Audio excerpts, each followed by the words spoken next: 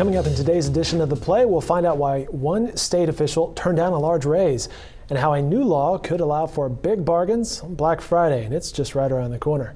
But first, an update on the bribery case involving Randy Terrill. Let's bring in Nick Tragakis at this point. Nick, how are you? Good, thanks. Nolan Clay has spent some time in the courtroom working on the Randy Terrill story. What's the latest?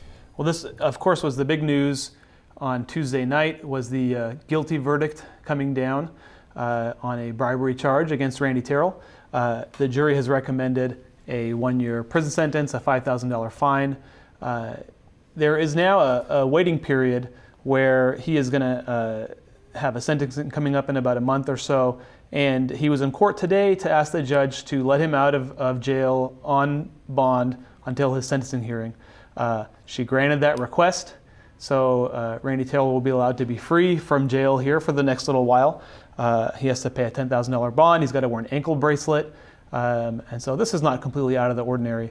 I would encourage our readers to go ahead and pick up the newspaper or go to News OK tomorrow. We had a photographer down at the courtroom that snapped a great picture of Randy Terrill today, and it's one that I think our Jim Beckel was down there, right? Definitely worth taking a look at, yeah. And we saw some of the B-roll right there from Jim. All right, let's move on.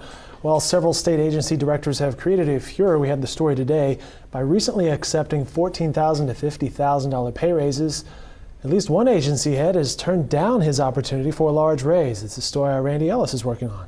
Yeah, that agency head is Frank Wang. He's the president of the Oklahoma School of Science and Math. That's technically a state agency. And so he was included in this group of state leaders that was deemed to be being paid too low, below what the regional average was. They suggested they bump him up a few $1,000s, even as much as $12,000 to $50,000, depending on what his board would decide. He decided he didn't want the raise. He contacted us to let us know that he had been offered the raise, decided to turn it down because, for one reason, he told us he had actually had a very successful business career prior to taking over the school and is financially stable, didn't feel like he really needed the money, and even more so because in the school budget there was no real way to add extra money to pay for his raise. It was going to be a trade-off of maybe cutting services to the students or laying off teachers to make up the extra money. And he just decided, with his situation in life, he would prefer to not take the raise and keep his teachers there. So kind of an interesting story. Very interesting story. That's a story worked on by our Oklahoman's Randy Ellis, but he's also working on another story. Yeah, he is. This is sort of a late developing story. We got an audit in the newsroom today released from and I'll have to look at the sheet here, the State Office of Management and Enterprise Services. And it is calling on the carpet the Oklahoma teachers' retirement system.